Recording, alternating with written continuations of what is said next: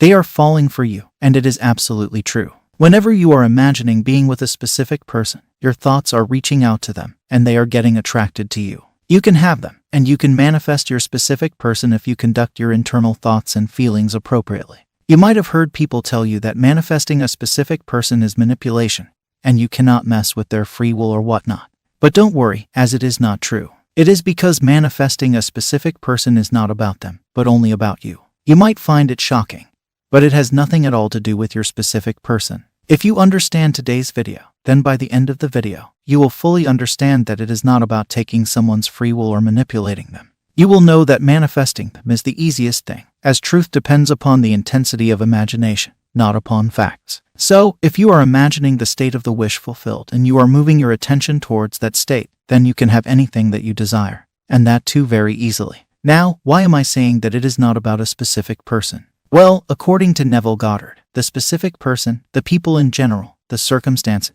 and the things around you are just mirrors of you. They are just a reflection of you. This means that their behavior towards you, their feelings towards you, and their actions are based on what you believe about yourself. The world is a mirror, forever reflecting what you are doing within yourself. In my opinion, the majority of the work that has to be done is about first changing the way you view yourself. The dominant changes have to be about you, and the rest have to be about that person. It is because, as Neville Goddard said, what you sincerely believe is true of another, you awaken within him. So, it also involves changing the way you view others in your inner world. It is about changing your ideas about them. When I say in my videos that you have to divert the majority of your focus towards changing your self-concept, and not disregarding the specific person, I am not at all saying that you don't have to affirm for a specific person. It has to be done, and it must be done, but not in the way some YouTube coaches tell you. I know you might have misunderstood them. You might have thought that it was only about affirming your specific person non-stop, 24/7. Well, it is not true. The people who follow this approach, and you too, might have followed it. But after doing it, you might have felt burned out. You might have found it tiring. Also, when affirming, you were simply not feeling it. You were not enjoying it and felt it was a lie. It happens. It happened to me in the early stages of manifestation, and it made me tired. It happened because my only focus was on affirming for my specific person. But as I gained more knowledge and consciously manifested some outcomes, it all clicked for me. I finally understood that it is natural and easy to manifest that specific person. Suddenly, I got flashbacks of my school days, when I used to have crushes. It was the time when we used to have MP3 players or iPods that contained a memory card full of songs. We used to listen to them on our earphones, and life was sorted. Facebook was popular, and we used to access it from a computer. At that time, when we liked someone, it was natural for us to imagine being with them. It was a daydream that gave us that sweet feeling. We used to live those moments in our imagination. While listening to songs on our iPod, we used to dance with our partners in our imagination, see their smiling faces, hug them, kiss them, and give them flowers and chocolates. Imagining such scenarios gave us a feeling, a satisfying feeling, a feeling that filled us with joy, and it was natural. But have you ever wondered why it happened naturally, and how easy it was to get into the state of having the wish fulfilled? I have that answer for you. At that time, you didn't see yourself as some powerless creature that no one liked. You were full of confidence, and you had higher concepts about yourself. I have seen that when we have higher concepts about ourselves, then we just show up as a different person. We become the life of the party. We are admired by people around us, and we are confident. This happens because we have some good beliefs about ourselves and don't think against ourselves. We believe that we can have anything that we want, and we can make it possible for ourselves. So, when we have such high concepts and someone catches our attention and we view them as our crush, then it is natural for us to imagine being with them. It is effortless to get into that feeling. We go into that state naturally. We have these loving conversations with them automatically.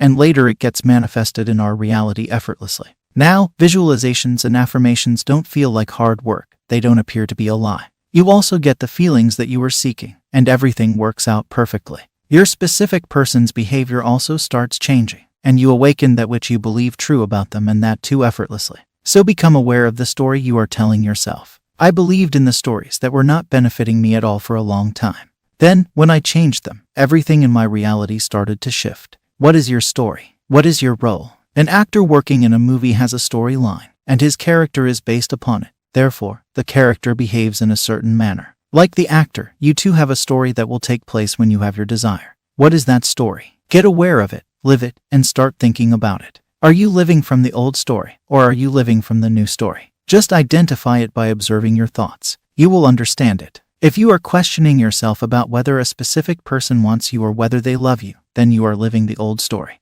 If you are checking your social media, stalking them, or checking your messages after visualizing and affirming to see if anything has changed or not, then, too, you are living from the old story. But if you decide that you are adorable and lovely and your specific person can't stop themselves from loving you, if you are deciding that you are someone who is highly important and your specific person wants to spend every moment with you, then you are living the new story. If you are viewing yourself as the prize and your specific person as someone who feels lucky to have you, then you are living the new story. If you assume that you are what you want to be, then you are living the new story. You have a choice to make. Either you can spend your entire day thinking like a loser who cannot have anything that he wants, or you can spend your entire day thinking like a winner who, despite the losses, can still rise and shine and get anything that you ever wanted. It just depends on the story you choose to play in your mind. It is not about struggling or making it happen externally. It is not about applying force. It is about making it happen internally by imagining. And by doing it, you will allow it to manifest in your reality. By changing your stories, you are shifting into a reality where what you want is true for you. There is no limit to the power of belief or to the possibilities of prayer, but you must be brazenly imprudent and not take no for an answer. Man is only limited by his weakness of attention and his poverty of imagination. The great secret is a controlled imagination and well-sustained attention, firmly and repeatedly focused on the object to be accomplished.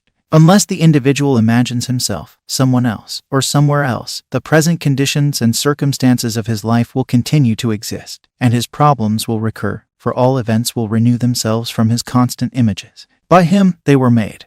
By him they continue to be, and by him they can cease to be. You cannot serve two masters, therefore. To take your attention from one state of consciousness and place it upon another is to die to one and live to the other. Life does not care whether you call yourself rich or poor, strong or weak. It will eternally reward you with that which you claim is true of yourself. So, start claiming that which you want to manifest in your reality. Start accepting the things you want to manifest as true about yourself. Your life is dependent upon the concepts you hold about yourself, and it is highly important for you to hold higher concepts about yourself. Your specific person is reflecting your inner state, so it is your duty to take care of your inner state.